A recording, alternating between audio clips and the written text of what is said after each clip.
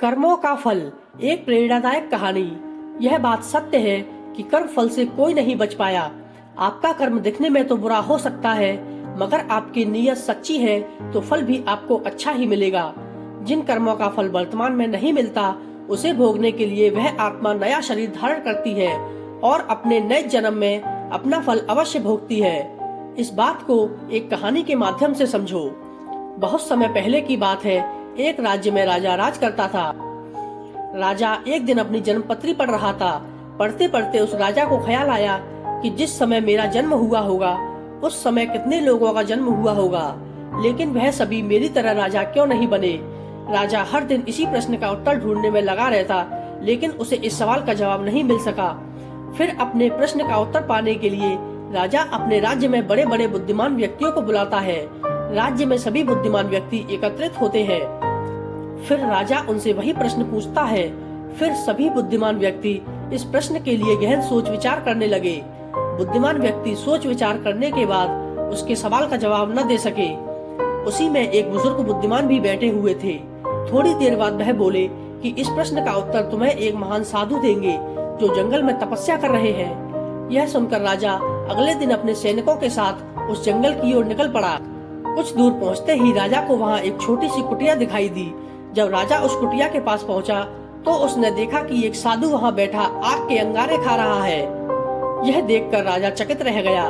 राजा ने हिम्मत करके उनसे कहा कि हे साधु महाराज, मैं आपको प्रणाम करता हूँ। मैं आपसे एक प्रश्न पूछना चाहता हूँ कि मेरे जन्म वाले दिन कितने सारे लोगों का जन्म हुआ है, उन सभी में से मैं ही राजा क्यों बना। साधु यह प्रश्न सुनकर बोले, हे राजन, मैं तुम्हारे इस प्रश्न का उत्तर नहीं दे सकता।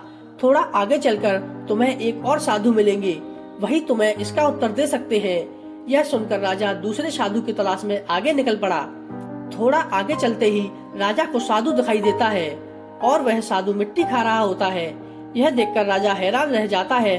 फिर राजा हिम्मत करके साधु से अपना प्रश्न पूछता है। फिर साधु क्रोधित होकर बोलता है कि तुम यहाँ से चले जाओ, मेरे पास तुम्हारे इस प्रश्न का उत्तर नहीं है। परंतु वह साधु उसे एक जवान लड़के के बारे में बताता है और कहता है कि तुम उसके पास जाओ, तुम्हें अपने प्रश्न का उत्तर जरूर मिलेगा। तो राजा उस लड़के की तलाश में आगे बढ़ता है। ढूंढते ढूंढते वह राजा एक गांव में जा पहुंचा। राजा को थोड़े समय बाद वह जवान लड़का मिल गया। वह बहुत ही बीमार था। राजा ने उस लड़के से अपना प्रश्न पूछा और जवान लड़का बोला कि राजन, हम पिछले जन्म में 4 भाई थे। एक बार हम चारों भाई किसी जंगल में भटक गए थे और हमें वहाँ कई दिन हो गए। हमारे पास केवल थोड़ा सा आटा था और हमने उसकी रोटियां बना ली थी।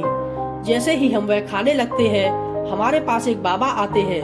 वह बाबा बहुत भूखे थे। वह हमसे भोजन मांगते हैं। ऐसे में बड़ा भाई बोला कि यदि हमने आपको यह भोजन दे दिया तो हम क्या आग के अंगारे खाएंगे। दूसरा भाई बोला, अगर हमने भोजन दे दिया तो क्या हम मिट्टी खाएंगे। अब जब मेरी बारी आई तो मैंने भी रोटियां देने से मना कर दिया।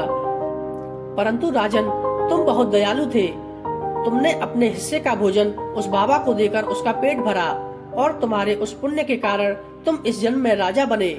रास्ते में जो तुम्हें अंगारे खाते हुए और मिट्टी खाते हुए साधु मिले थे, वह दोनों तुम्हारे भाई थे। तुम्हारा तीसरा भाई मैं हूँ जो इस समय मौत के मुंह में हूँ। हे राजन, इसी प्रकार हम सभी भाइयों को अपने अपने कर्मों का फल मिला है। राजा को यह सुनकर अपने प्रश्न का उत्तर मिल जाता है। कहानी की सीख। इस संसार में मनुष्य के कर्म चाहे जैसे भी हो, उन्हें फल हमेशा उनके कर्मों के अनुसार ही मिलता है, फिर चाहे वो कर्म इस जन्म के हो या अगले जन्म के। इसलिए अपने कर्मों को हमेशा अच्छे रखो।